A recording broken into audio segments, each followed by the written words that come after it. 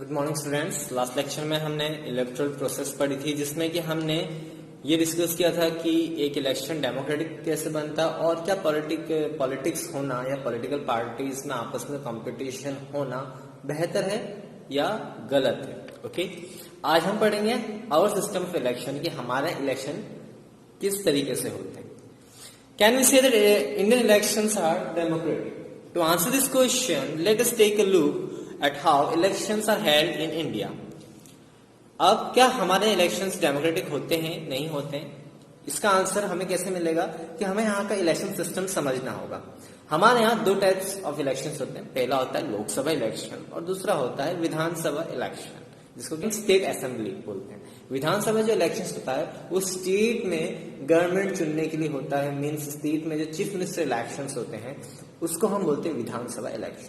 Lok Sabha election जो होता है जिसमें आप सांसद को इलेक्ट करते हैं, जो कि डायरेक्टली इंडिया के प्राइम मिनिस्टर को आप इलेक्ट करते हैं। Okay, so this is the difference between Lok Sabha and the Vidhan Sabha elections. Okay, after 5 years the term of all the elected representative come to an end. The Lok Sabha और द विधानसभा स्टैंड्स डिसॉल्व। हर 5 साल में सरकार जो लोकसभा होती है डिसॉल्व देते हैं कि सरकार खत्म होती है, फिर इसके बाद इलेक्शंस कंडक्ट किए जाते हैं, फिर वापस से इलेक्शंस कंडक्ट करके वापस से वोटिंग कराई जाती है। फिर उसके रिजल्ट के बाद जो भी पार्टी अगर जीतती है तो वापस से उसकी शपथ ग्रहण होता है।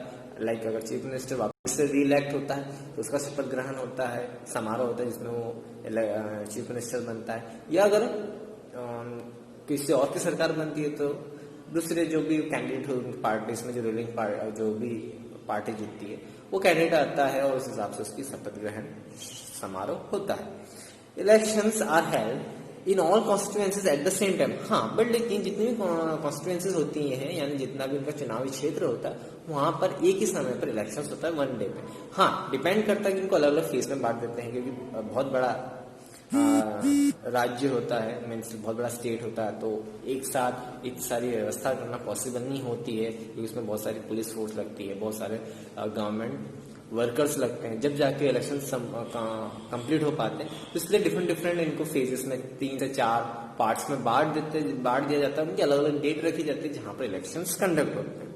This is called a general election. इस टाइप के इलेक्शन को जब या तो पूरे स्टेट के लिए एक साथ इलेक्शन हो रहा होता है या फिर पूरी कंट्री में एक साथ इलेक्शन हो रहा था, उसको हम बोलते हैं general elections. Okay, sometimes election is held for only one constituency to fill vacancy caused by that और the resignation of a member, then it is called a by election. फिर एक और आता है जिसको कि हम बाई इलेक्शन बोलते हैं इंग्लिश में, और हिंदी में बोलते हैं उपचुनाव, जो कि अभी एमपी में करंटली हो रहे हैं। ओके, जहां पर भी कोई कैंडिडेट की डेथ हो जाती है या फिर जो जैसे लाइक अगर हम अभी एमपी की बात करें यानी कि राज्यसभा वाले की बात करें, तो राज्यसभा में विधायक इलेक्ट होते हैं, लोकसभा में सांसद इलेक्ट होते हैं।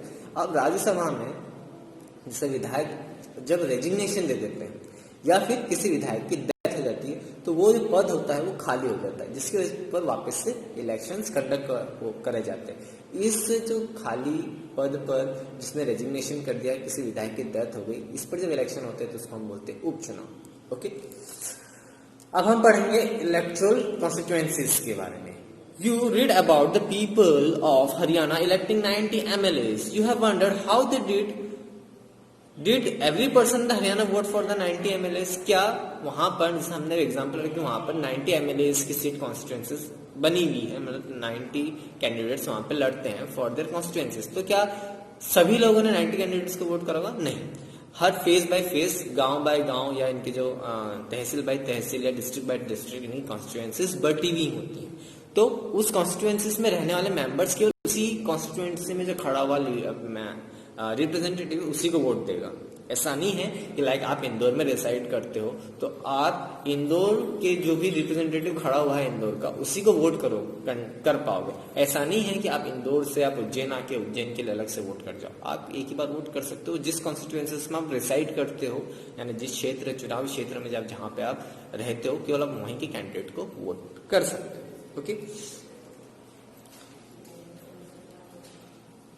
अब जो भी जिन भी हम कॉन्स्टिट्यूएंसीज को डिवाइड किया जाता है जिसको कि इलेक्टोरल कॉन्स्टिट्यूएंसीज कहा जाता है, यानी कि चुनावी क्षेत्र। Okay, for Lok Sabha election the country is divided into 543 constituencies. अगर हम लोकसभा चुनाव की बात करें तो उसमें कॉन्स्टिट्यूएंसीज कितने हिस्सों में डिवाइडेड है?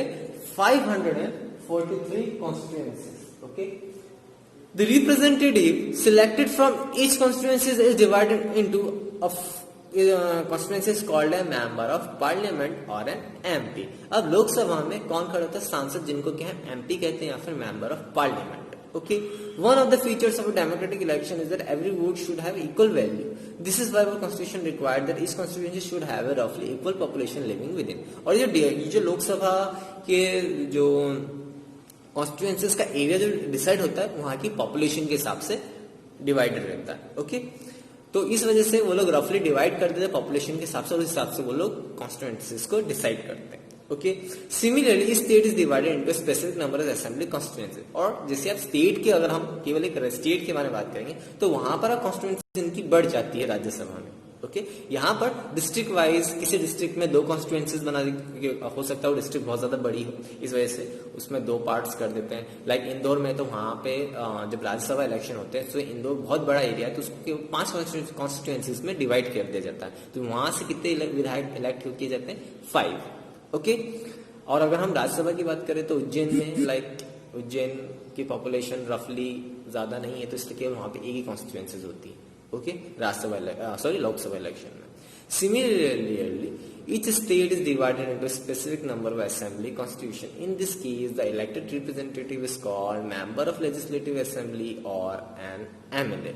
Each parliamentary constituency has within it several assembly constituencies. The same principle applies for panchayat and municipal election. और सेम चीज है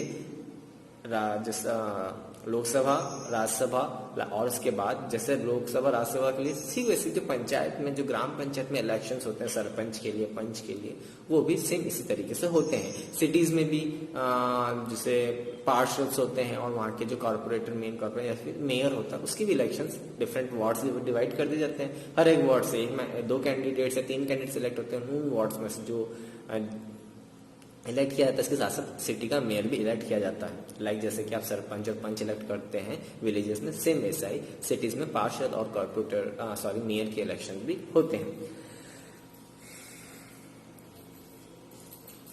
okay, sometimes constituencies are counted at states. जैसे आप जब न्यूज देखते हो तो आप कॉन्स्टिट्यूएंसी को वहां पे कॉन्स्टिट्यूएंसी ना बोलते, वो लोग सीट बोलते हैं कि इस सीट से ये जीते हैं, इस क्षेत्र, इस जैसे एग्जांपल लाइक इंदौर में, इंदौर की सीट पे इस फलाने नेता ने का जीत हो गई है, तो आप लोग सीट के नाम से, सबसे ज्यादा न्यूज में सीट के नाम से इनको टर्म किया जाता है। Okay, when we say that Lokdal won 60 seats in Haryana, it means the candidates of Lokdal won in 60 different assembly constituencies in the state, and thus Lokdal had 60 MLAs in the state assembly. जैसे कि अगर हम example ले तो हमने लोकदल का पढ़ा था कि 90 में 60 सीट्स उनको मिलती। इसका मतलब है कि उनके जो 60 रिप्रेजेंटेटिव थे, कैंडिडेट्स थे, वो डिफरेंट 60 कॉन्स्टिट्यूएंसीज में जीते हैं, जिसकी वजह से उनके स्टेट असेंबली में 60 मेंबर्स लोकदल के, जिसकी वजह से उन्होंने अपनी गवर्नमेंट फॉर्म करी। ओके, यहाँ पर आपकी बुक में ये दे रखा है। ओके, एक तरफ है ना कॉन्स्टिट्यूएंसी, जो लोकसभा कॉन्स्टिट्यूएंसीज होती है उस हिसाब से सीट डिवाइड कर रखी है। गुलबर्ग जो कि डिस्ट्रिक्ट है कर्नाटका में, ओके, उसका ये मैप है। तो अगर हम उसका इस एरिया के पूरे डिस्ट्रिक्ट का डिवाइडेशन करें तो देखिए पूरे डिस्ट्रिक्ट को अलग अलग पार्ट्स में डिवाइड कर दिया। हो सकता है कुछ गाँव हो, कुछ मेजर स्टेट वाली सिटीज हो, कुछ टाउन हो, बट लेकिन अगर हम इसके बाद हम इसकी ये वाली इमेज देखते हैं, इस इमेज में आपको ये नजर आएगा कि यहाँ पर जो लोकसभा के अलग अलग एरियाज डिफाइन कर रखे, तो ये एरियाज में चले जाते हैं बेस्ड ऑन देयर पॉपुलेशन, वहां पे कितनी जनसंख्या, उस हिसाब से देखिए यहाँ पे कितने पार्ट्स में डिवाइडेड है, 1 2 3 4 5 6 7 and 8 पार्ट्स। यानी कोई गुलबर्ग डिस्ट्रिक्ट को 8 लोकसभा कॉन्स्टिट्यूएंसीज में डिवाइड कर रखा है। तो ये डिफरेंस हो जाता है। ये पूरा डिस्ट्रिक्ट प्लान उनका मैप है और ये उनकी लोकसभा का पूरा मैप है। ओके,